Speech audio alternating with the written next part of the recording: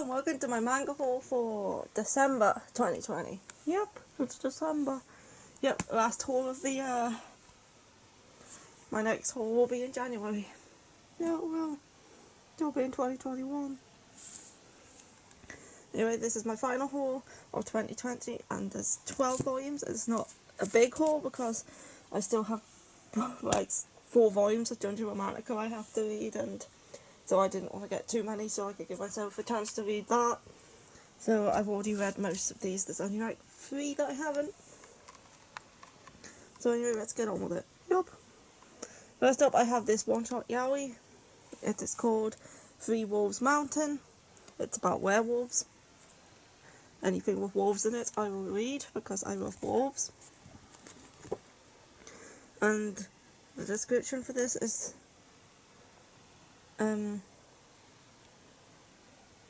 this, because I can't remember what it's about. Way up in the mountains, far from any major cities or towns, Kaya Suzuki runs a small cafe by day and guards a haunted cemetery by night. Then one night he comes across werewolf brothers Taru and Jiro. Cheerful but klutzy younger brother Jiro quickly falls head over heels for the capable loner Kaya. What results is a dive into the hot, tail-twisting delight of werewolf mating season. So yeah, that is the description for Three Wolf Mountain. Let me see if I can find a page that's acceptable. There. It's a yaoi about werewolves. Yay! I haven't read that one yet. Next I have Fire in His Fingertips. A flirty fireman ravishes me with his smouldering gauge, Volume 2. This is a continuation of Volume 1, which doesn't have a very much plot to it. This is basically porn. Just find a page here that one of the very 5 pages in this book that doesn't have sex in it. But here we go, this one. So yeah, this is basically hentai. That's all this is. A fireman. This woman Rio was childhood friends with this fireman, and then one day her apartment catches on fire and he rescues her and she has to start living with him, and then they do it constantly. So yeah, it's good. Yes, it is. Next up I have The Ancient Mega Spy, Volume 13. This is a volume that I've been waiting a while for because this comes out quite slow, but yeah, this is obviously it's still in the college arc. We're in this stuff about this book now, which is very interesting. I just loads of questions going on, like what's going on with this book and stuff. The Ancient Mega Spy is very good. It's about Chisei, who is a creature known as a Sveibegi, which is she's able to see these fairies and stuff, and she also has lots of power which overthrows from her. And anyway, she decides to sell herself at auction because she's unwanted by her family and her relatives, and she is bought by Elias Ainsworth, who is kind of like a fae human hybrid or something along those lines. Nobody actually knows what Elias is, he doesn't even know himself. Anyway, he's a mage, and he buys Chisei at the auction in order for her to become his apprentice and also in the future his bride. Chisei is currently attending the Alchemist College during the second arc, and stuff's going down and she's befriending the alchemists, and then there's this book going around that people are losing their powers. And yeah, it's very good. Can't wait for the next one. Next I have The Girl from the Other Side, Volume 9, and this is currently 2 volumes off the end. This is 11 volumes total. I think it'll be finished, I think April Volume 10's out. So it won't be for a while before we get the final volume, but this is a series that just keeps adding more bloody cliffhanger endings every single volume. Is it of the art? The art is very simplistic. Like, if this manga was in colour, it would probably be in black and white. The art style gives you that kind of impression. I know it's manga, so of course it's in black and white, but I have a feeling if, say, it was ever coloured pages, they would be like black and white, because it looks, the black and white art style just looks light in this manga. Anyway, the girl from the other side is about this girl called Shiva, who was abandoned on the other side, where she was found by this outsider known as Teacher, and he takes her in and decides to raise her, but he can't touch her, because if an outsider was to touch a human, they would then turn into an outsider, and there's like 2 different types of outsiders, and lots of mystery going on about what actually happened to make this world the way it is, and why they are outsiders, and why they affect the insiders. And then there's Shiva, and it starts out with just the first few couple of volumes are just like Teacher looking after little Shiva, and as they live on the outside, and then it turns into this one big mystery about what the hell is going on in this world, and I really need the next volume because of the way this one ended. It's so good. Yes, I saw. Anyway, next up I have Origami Volume 22. I haven't read this one yet, it just arrived yesterday. And I love Origami. It's getting very interesting right now with Yukine and him getting close to finding out the god's secret, and also the art style of Origami is also very good. Origami has one of my favourite art styles. Like, it's not as good as like Children of the Whales. Children of the Whales is like top of the list for me in terms of art style. Yeah, Origami is still very good. Father here is still a prick, and is deceiving everybody and being his usual self. And Origami is about Yato, who is a god who nobody knows.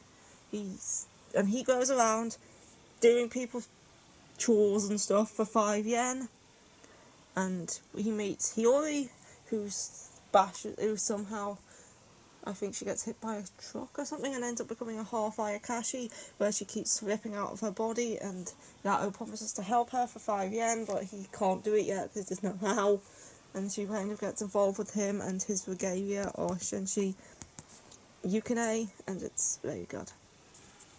Origami is excellent. I haven't read this one yet. And we have Kaguya-sama Lovers War, Volume 17. Kaguya-sama continues to be great. The bonus story at the end of this volume was probably the best thing about it. It was a very good volume, but that bonus story was just great. There's some art. Yeah, Kaguya-sama Lovers War is about Kaguya and Shogane, who are like fighting mind games with each other to try and get the other to confess their love first. And that's the main premise of this, but there's also side characters and stuff, and yeah, I mentioned last volume about the bald wig, well, here it is. That's the bald wig. Anyway, yeah, Kaguya-sama still continues to be very good. I don't know if Kaguya-sama's anywhere close to ending. I hope not, because it still continues to be good. Although I don't want it to go on for too long, because I'll run out of space. Next I have Prince Vaya Volume 3. Like, this Volume 2 ended on a cliffhanger. This volume resolves that cliffhanger. And Prince Vaya continues to be so good. I wouldn't say it's as good as Yona's the Dawn, but I still very enjoy it. It is a fantasy, kind of like a dark European fantasy about this girl Freya, who looks exactly like the prince, and she finds out that the prince has been poisoned and is dying, and she now has to take his place and become the prince and pretend to be him. I've forgotten what the prince is called, but she's now trying to stop this war going on between these two places, and yeah, it's very good. Next I have An Incurable Case of Love, Volume 5. I think this has 7 volumes, no, I'm pretty sure only 2 volumes off the end of this. This continues to be good. It's Maki and Joji, she did Happy Marriage. I love that series. I'm also loving this one. Although I don't think it's as good, it's still really good. It's a medical romance about I forget her name, Nanase, who decided to become a nurse after witnessing this guy here save the life of an old person on the street. Because she fell for him after that and decided to become a nurse so she could meet him again, but it turns out he's very cold towards her and doesn't really like her. I've forgotten his name. Tendo, Dr. Tendo, but she decides to become a nurse and join the pulmonology department so she can work under him. So yeah, it's good. It's also a josei. And it's also smutty.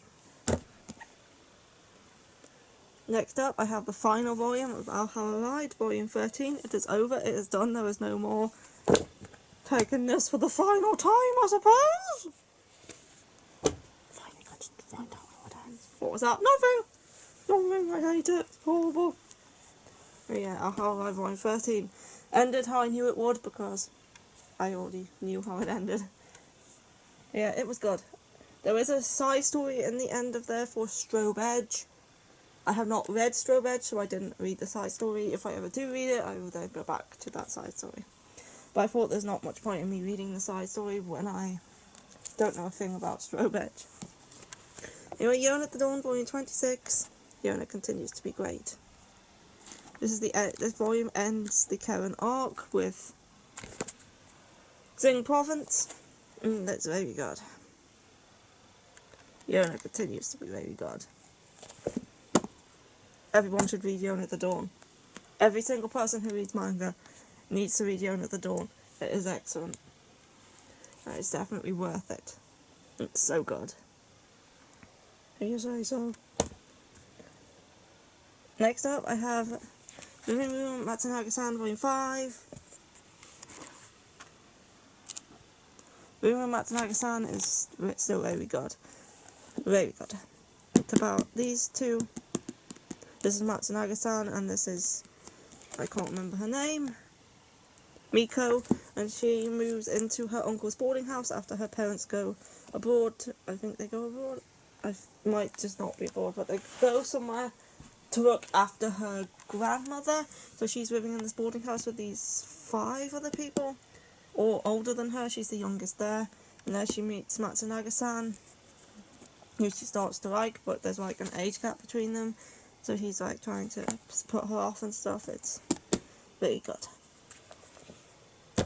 And last up for this haul, I have Hybrid Child, which is a BL manga by the same author as Junjo Romantica and the World's Greatest First Love. It also came with this, which I think is from an Otome game for Windows 2000, an XP or something like that. I did look up the name of what this was from, but it took me ages to find what this was from. But yeah, it is from an Otome game. And I have the name on my phone, but my phone is, I don't know, so I can't exactly look up what this is from, but yeah. It's a very obscure Otome game that I don't even think got a translation. It came with this, but I got it from eBay. This was like, just came with it. And Hybrid Child is about these like dolls, they're like living dolls, and they're known as hybrid childs, and the more you love them, the more they grow. And this contains 3 short stories about these hybrid childs. The first one being about a young boy who finds a hybrid child who was abandoned in a dump, and the two of them like grow up together, and he's on the verge of breaking down due to his age, so he's trying to fix him. The second one being about this hybrid child who belongs to this guy who used to be in a shogunate, I think, and he's retired now, but he's wondering why he won't grow. No matter how much his master loves him, he doesn't seem to grow any bigger, and he's wondering why that is. And the third story is about the guy who created hybrid children and his inspiration for doing that, and his 2 childhood friends, which inspired him to make them. And yeah, the stories in this were quite good. I enjoyed it. It's by June. I think it is out of print. I did bid for this, and I won at the last minute. I was bidding against 2 other people, and I think this gave up in the end. Yeah, this was good. And that is it for this haul. Not a very big one, I say, because I still have other stuff I need to read. and also it is getting close to the end of the year as well, so my haul for next month may be a bit bigger, we'll see. Yeah, we'll see. And it's goodbye from me, and it's goodbye from me, and I don't care about this, I'm taking it with me to dispose of. Right. She secretly likes them. Okay, bye.